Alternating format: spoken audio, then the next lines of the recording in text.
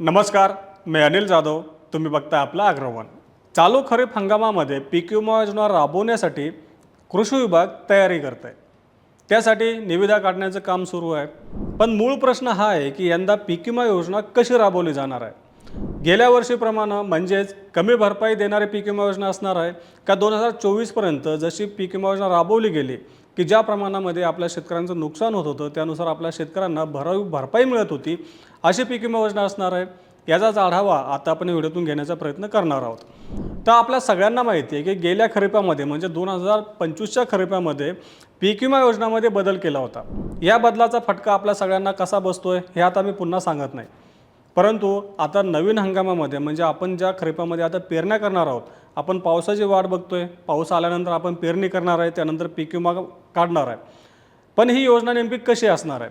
आता खरीपासाठी पीक विमा योजना राबवण्यासाठी कृषी विभागानं निविदा प्रक्रियेला सुरुवात केली आहे. आता 12 विभागांमध्ये ही योजना राबवली जाते. 34 जिल्ह्यांमध्ये खरीपासाठी पीक विमा योजना राबवली जाते आहे. खरीपातील पिकांचा समावेश यामध्ये असतो.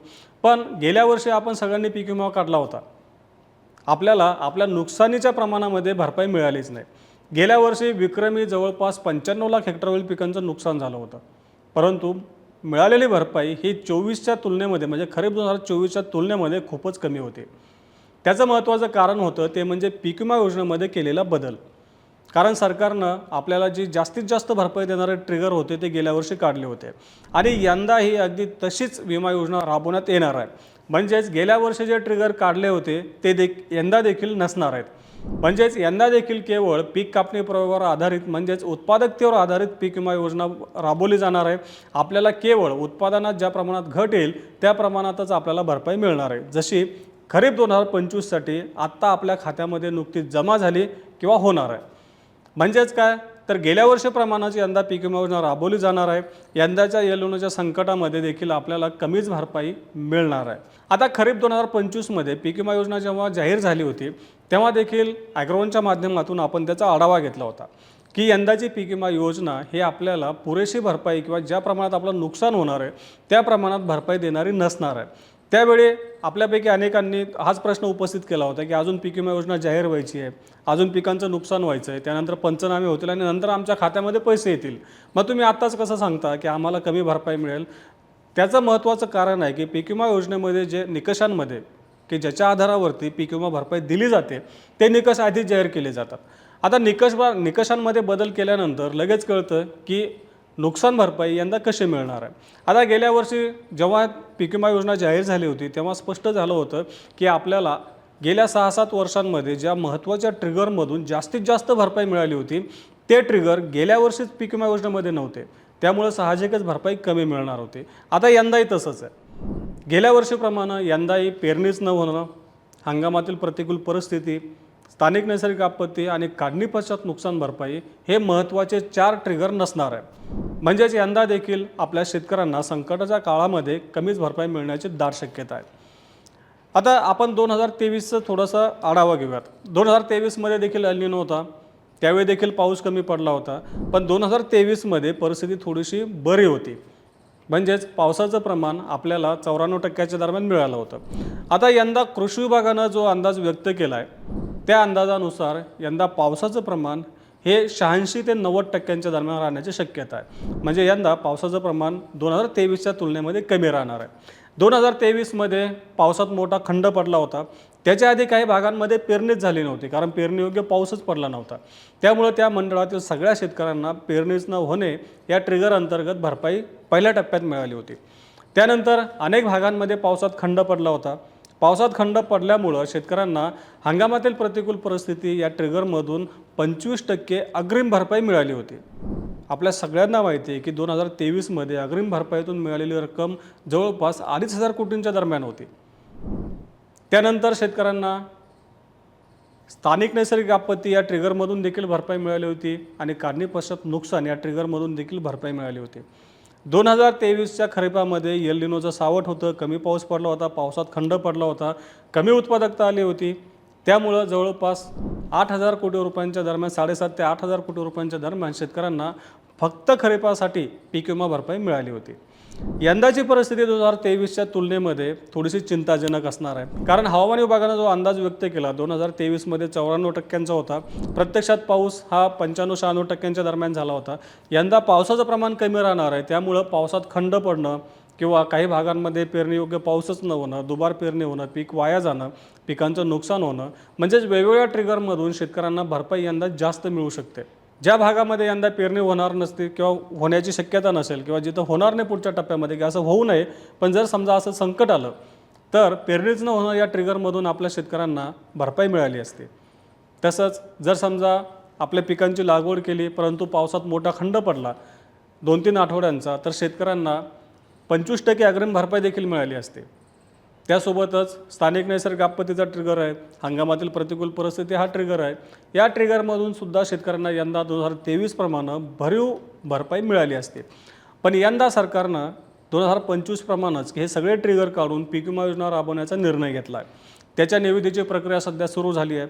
म्हणजे कोणकोणत्या कंपन्या या तत्वानुसार, म्हणजे जे की आपलं कप अँड कॅप मॉडेल आहे की म्हणजे 80-110 या मॉडेलनुसार पीक विमा योजना राबवण्यासाठी तयार आहे, त्यांच्याकडून निविदा मागवण्यात येतील आणि त्यानंतर शेतकऱ्यांचा विमा भरण्याला काम सुरू होईल. परंतु यंदा खरं तर शेतकऱ्यांनी सुरुवातीपासून मागणी केली होती की नाही 4 ट्रिगर परंतु किमान 2 ट्रिगर तरी शासनानं पीक विमा योजनेमध्ये समाविष्ट करावेत, परंतु ही मागणी देखील मान्य झाली नाही. त्यामुळे यंदाच्या संकटामध्ये खरं तर शेतकऱ्यांना या सगळ्या ट्रिगरची आवश्यकता होती. असं असताना देखील सरकारनं केवळ उत्पादकतेवर आधारितच विमा भरपाई देण्याचं ठरवलं आहे. आपण जेव्हा ही मागणी करतो तेव्हा सरकारच्या वतीनं एक उत्तर येतं की जर समजा कमी पाऊस पडला, पावसात मोठे खंड पडले, तर पिकाच्या उत्पादनामध्ये घट येईल आणि ही घट पीक कापणी प्रयोगातून स्पष्ट होईल. मग ज्या प्रमाणात शेतकऱ्यांचं नुकसान होईल त्या प्रमाणामध्ये शेतकऱ्यांना तर भरपाई मिळणारच आहे. मग नेमका हे सगळे ट्रिगर समाविष्ट करण्याची मागणी काय? तर त्याचं महत्त्वाचे कारण असं आहे की जे काही ॲड ऑन ट्रिगर होते 4 म्हणजे पेरणीच नव्हते, यातून स्पष्ट दिसतं की पेरणी होत नव्हती त्यामुळे भरपाई मिळते. परंतु स्थानिक नैसर्गिक आपत्ती किंवा हंगामातील प्रतिकूल परिस्थिती किंवा काढणी पश्चात नुकसान यामध्ये प्रत्यक्ष उत्पादकतेत किती घट झाली याचा संबंध नव्हता. एक नजर अंदाजे नेमकं किती उत्पादनात घट येऊ शकते, म्हणजे शेतकऱ्यांचा उत्पादन खर्च झालेलाच असतो, उत्पादनामध्ये नेमकी किती घट येऊ शकते याचा एक नजर अंदाज काढला जायचा. अंदाजे उत्पादनात किती घट आले त्याच्या आधारावरती आपल्या शेतकऱ्यांनाही भरपाई मिळायची आणि त्यामुळे शेतकऱ्यांना या ट्रिगरमधून जास्तीत जास्त भरपाई मिळायची. आता मंडळामध्ये नेमकं कोणत्या भागामध्ये पीक कापणीचे प्रयोग होतात, त्याची नोंद नेमकी कशी केली जाते, त्यातही सॅटेलाईटमार्फत जो काही डेटा कलेक्ट केला जातो त्याची बऱ्याच वेळेला असं होतं, म्हणजे 2025मध्ये आपल्याला दिसून आलं काही मंडळांमध्ये पीक कापणी प्रयोगातल्या उत्पादकता कमी होती आणि सॅटेलाईटच्या मार्फत जी आली ती जास्त होती, काही मंडळांमध्ये उलटं झालं होतं. तर ह्या ज्या काही त्रुटी येतात त्या त्रुटीमुळंच आपल्या शेतकऱ्यांना 2025मध्ये कमी भरपाई मिळाली होती. सगळ्यात महत्त्वाचं म्हणजे वैयक्तिक पातळीवर पंचनामे केले जात नाही आणि त्याचा किती मोठा फटका बसतो हे आपण 2025मध्ये त्याचा अनुभव घेतला.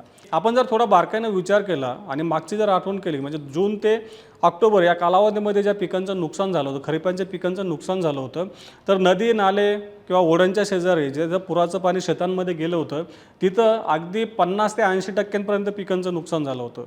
अनेक शेतकऱ्यांनी आम्हाला फोटो देखील पाठवले होते. अनेक ठिकाणी आमचे प्रतिनिधी देखील तिथं पंचनामे झाले, त्या शेतात गेले होते, तिथून त्यांनी बातम्या देखील केल्या होत्या, त्याचे फोटोग्राफ आले होते, व्हिडिओ देखील काही प्रमाणात आले होते की शेतकऱ्यांचं मोठ्या प्रमाणात नुकसान झालं. परंतु त्या शेतकऱ्यांना त्यांच्या नुकसानीच्या प्रमाणामध्ये भरपाई मिळाली नाही, कारण यंदा वैयक्तिक पातळीवर पंचनामे झाले नाही.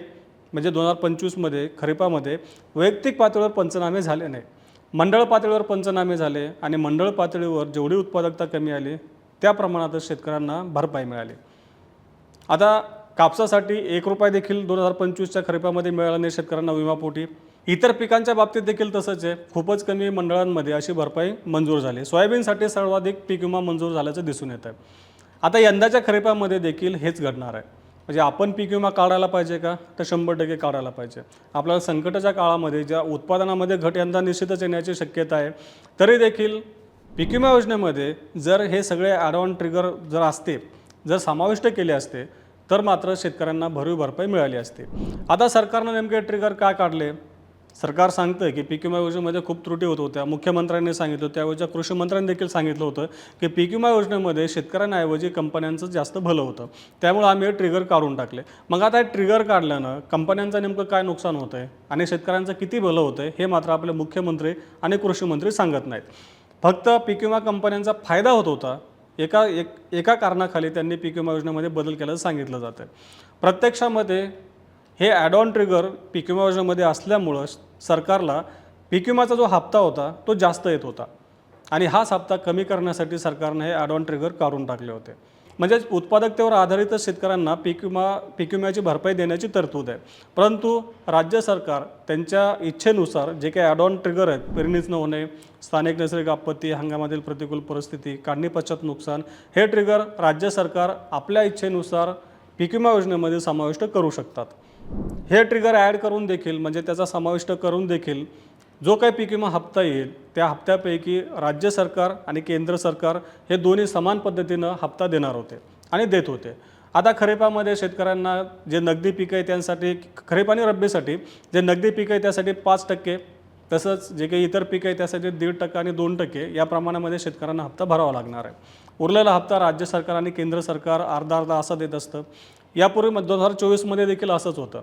1 रुपयात पीक विमा योजना सरकारनं स्वतःहून आणली होती. निवडणुका डोळ्यापुढे ठेवून शेतकऱ्यांची तशी मागणी नव्हती. शेतकऱ्यांचं म्हणणं होतं की आम्ही पीक विमा हप्ता भरायला तयार आहे, पण तुम्ही जे काही ट्रिगर काढले ते पुन्हा आणा, आम्ही वाढीव हप्ता देखील भरायला तयार आहे.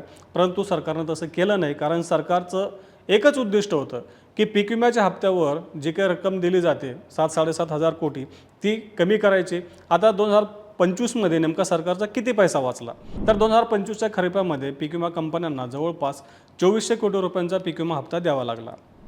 त्यामध्ये शेतकऱ्यांचा काही हिस्सा होता आणि उरलेला हिस्सा हा राज्य सरकार आणि केंद्र सरकार असा दोन्हींचा होता. त्या तुलनेमध्ये आपल्या शेतकऱ्यांना खरीप 2025मध्ये जास्तीत जास्त पीक विम्याची भरपाई 1700 कोटी रुपयांच्या दरम्यान राहू शकते, त्यापेक्षा कमीच असेल. जूनच्या पहिल्या आठवड्यापर्यंत जवळपास 1600 कोटी रुपयांच्या दरम्यान भरपाई निश्चित झाली होती. त्यापैकी 1250-1300 कोटी रुपये शेतकऱ्यांच्या खात्यामध्ये जमा झाले. म्हणजे 2025च्या खरीपात विक्रमी पिकांचं नुकसान झालं होतं. परंतु सरकारनं आपले 5000 कोटी रुपये पीक विमा हप्त्याचे वाचवण्यासाठी शेतकऱ्यांची भरपाई मात्र कमी करून टाकली. आता यंदा देखील तसंच होणार आहे. त्यामुळे आपण जर आपल्या लोकप्रतिनिधींकडे मागणी केली, आपण जर रेटा लावून धरला की पीक विमा योजना 2024 प्रमाणे पुन्हा लागू करावी, तर कदाचित होऊ शकतं. आणि मुख्यमंत्र्यांनी देखील हा निर्णय घेणं गरजेचं आहे. असं केलं तर संकटातील शेतकऱ्यांना फायदा होऊ शकतो किंवा आधार मिळू शकतो. फायदा तर नाही म्हणता येणार, पण आधार मिळू शकतो. पण मुख्यमंत्री खरंच हे करणार का, हे आता पुढच्या टप्प्यामध्ये पाहावं लागेल. आता या पुढच्या टप्प्यात पीक विमा योजनेविषयी नेमकं काय घडामोडी घडतात, सरकार यामध्ये काही बदल करतं का, की आहे गेल्या वर्षीच पीक विमा योजना आपल्या माथी मारतं, याचा आढावा आपण त्यावेळी घेतच राहू. त्यासाठी आपल्या ॲग्रोवनच्या चॅनलला नक्की सबस्क्राईब करा आणि हा व्हिडिओ जास्तीत जास्त शेतकऱ्यांपर्यंत पोहोचवण्यासाठी लाईक आणि शेअर करायला विसरू नका.